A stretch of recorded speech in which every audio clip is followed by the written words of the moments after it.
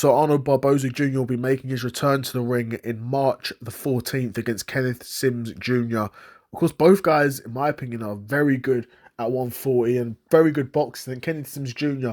is underrated. He's lost a couple of fights. He lost to Oscar Duarte, I believe.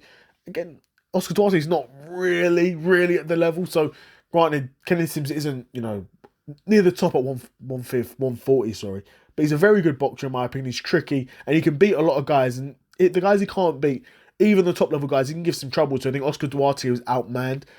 Arnold Barboza potentially presents some different issues, and I think Arnold Barboza, rightfully so, would be the favourite going into this fight, and is more like a big redemption fight for Arnold Barboza following the loss to Teofimo Lopez, which was a pretty bad performance from Arnold Barboza. And I think even he'd admit that himself.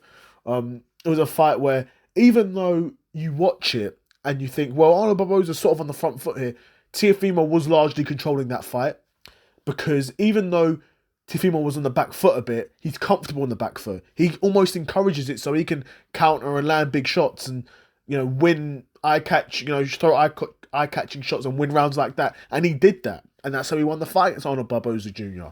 Right? But I think Arnold Barboza would have watched that fight back and seen that, because he didn't get destroyed against Teofimo. Let's have it right.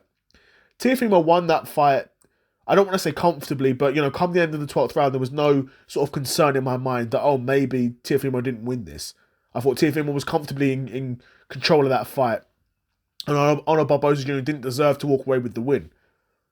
But I do think in this fight, he's going to have a point to prove. Because again, Kenneth Sims Jr. isn't quite at the level and isn't as good as Teofimo Lopez. Let's have that right.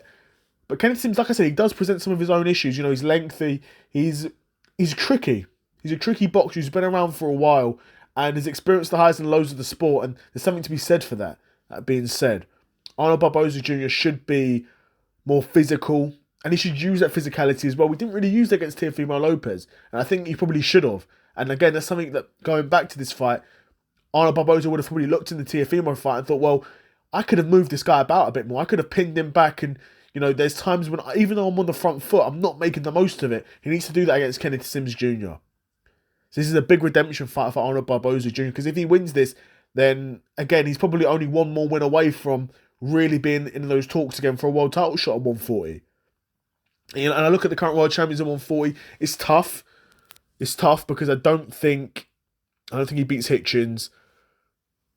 Dalton Smith would be a good fight, but I don't think he beats Dalton Smith. Gary Antoine Russell will be tough. I don't think anyone beats Conor. I don't think he's beating Gary Antoine Russell. And then you've got Shakur. I don't think he beats Shakur. So, do you know what I mean? It's tough. It is a tough route to a world championship back for Arnold Barboza Jr. But there is a path there. Once he's there, is there a path to a world championship? I don't know. But he needs to get there first. And that's no doubt what he'll be focused on doing against Kenneth Sims Jr. I'll be super curious to know what you guys think of this fight. Do you think Kenneth Sims could potentially cause the upset? Or do you think Arnold Barboza will, get the big redemption win and start to make his way back to world level? Let me know what you guys think in the comments below. Another episode of the Seth Solo Side Quest in the bag, and I'm out. Peace.